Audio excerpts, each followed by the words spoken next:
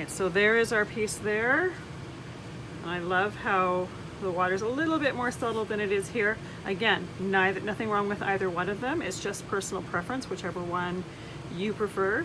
Now you may have noticed when I put the glitter on, I still burnished it with the tape backing. And the reason is that flattens the glitter out a little bit and it gives it good contact with your tape, and it just makes the glitter sparkle a little bit. If you ever have a chance, do one with the burnishing and without the burnishing and you'll definitely notice a difference. So let's glue card base down here.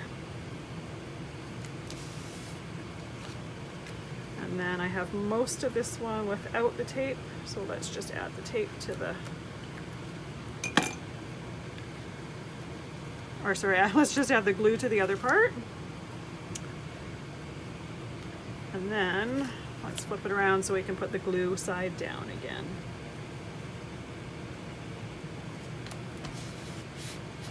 And there we are.